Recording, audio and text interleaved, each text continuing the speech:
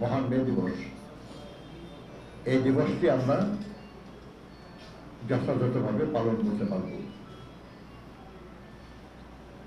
Print এবং electronic মিডিয়ার যারা সহকর্মীরা আছেন, আমরা তাদেরও সহযোগিতা কামনা করছি। আমরা আশা করব যে আপনাদের মাধ্যমে আমাদের এই অনুষ্ঠান শুধু বাংলাদেশ না, বিশ্ববাসীর কাছে পৌঁছে যাবে। আমরা আপনাদের সহযোগিতা চাই। এই সমাবেশে আমাদের শ্রমিক দলের ঢাকা মহানগর এবং পার্শ্ববর্তী জেলাগুলির প্রতিনিধিরা তারা উপস্থিত হবেন। এর বাইরে দেশের সকল বিভাগ বা মহানগর, জেলা যার যার উদ্যোগে শ্রমিক দলের কমিটিগুলি তারা মহান মে দিবস পালন করবেন। এই দিন সরকারি ছুটির দিন, কাজে আমরা আশা করি যে আমাদের এই সমাবেশের কারণে আমরা আশা করছি একটা বিশাল সমাবেশ, সে সমাবেশের কারণে জনগণের দুর্ভোগ কম হবে, কারণ সেদিন সরকারি ছুটির দিন।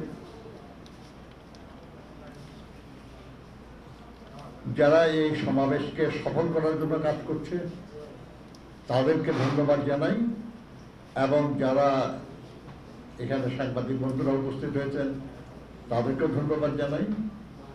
যারা এই সমাবেশ সাফল্যে আমাদেরকে উৎসাহ দিচ্ছেন, সহযোগিতা করছেন, সবাইকে ধন্যবাদ জানাই। বাংলাদেশে শ্রমজীবী মানুষ খুব শান্তিতে নাই, কারণ আমাদের দেশে আজও আমরা শ্রমজীবী মানুষের জন্য জাতীয় ন্যূনতম মজুরি আমরা আদায় করতে পারি নাই। মহান মে দিবসের মূল দাবি ছিল দৈনিক 8 ঘন্টা কাজ,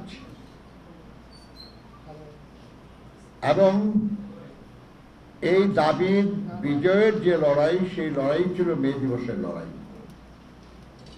এর বিজয় লাভ সত্ত্বেও আজও সব শ্রমিক 8 ঘন্টা কাজের অধিকার পেয়েছে এটা বলা যায় না। আপনারা জানেন যে এখন যেটা জাতিসংঘ, এটার আগে নাম ছিল লিগ অফ নেশনস।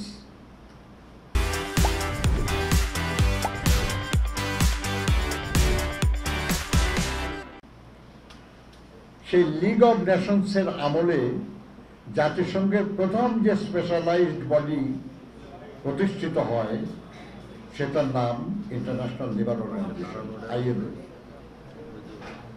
আজকে যে আরো অনেকগুলি আছে, ইউনেস্কো, ইউনিডো, WHO, FAO, অনেক আছে, কিন্তু এদেরও আগে প্রথম হয়েছিল ILO। এই ILOর প্রথম যে সম্মেলন, যেটাকে বলা হয় ওয়াশিংটন কনফারেন্স, সেখানে যে প্রথম আন্তর্জাতিক শ্রমমান অনুমোদিত হয় সেটা ছিল দৈনিক 8 ঘন্টা কাজ। ব্রিটিশ ইন্ডিয়া আমলে ভারতবর্ষ একটা ডোমিনিয়নের মর্যাদায় ILOর মেম্বার ছিল এবং এই কনভেনশন রাটিফাই করে। 1947 সালে পাকিস্তান স্বাধীন হয় যখন, তখন পাকিস্তান সরকার এই 1 নম্বর কনভেনশন মেনে চলার অঙ্গীকার দেয়।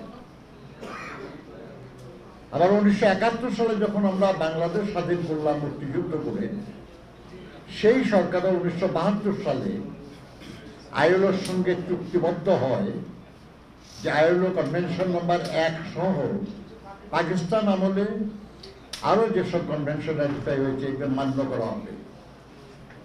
অর্থাৎ এখনো বাংলাদেশের যারা সরকার, আগে যারা ছিলেন, সবই সবারই এটা আন্তর্জাতিক চুক্তির অধীনে মান্য করার চুক্তি, মান্য করার বিষয় হলো যে দেশের শ্রমিকরা দৈনিক 8 ঘন্টা কাজ করবে, এর বেশি কাজ করলে তার সম্মতি লাগবে এবং তাকে তার উপযুক্ত ক্ষতিপূরণ দেওয়া হবে। কিন্তু আপনারা সবাই জানেন, আপনারা সংবাদ সন্ধানী, সত্য সন্ধানী, আপনারা জানেন যে আমাদের দেশে এমনকি সংগঠিত শিল্প সেক্টরেও দৈনিক 8 ঘন্টার চেয়ে বেশি সময় কাজ করানো হয়, অনেক ক্ষেত্রে বিনা বেতনে।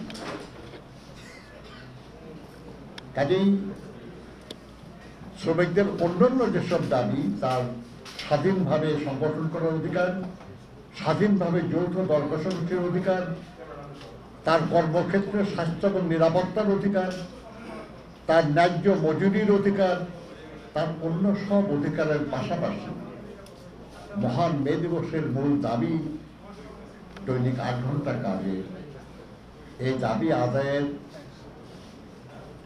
এই বিষয়টাকে সামনে নিয়েই আমরা আগামী মে দিবস উদযাপন করতে যাচ্ছি।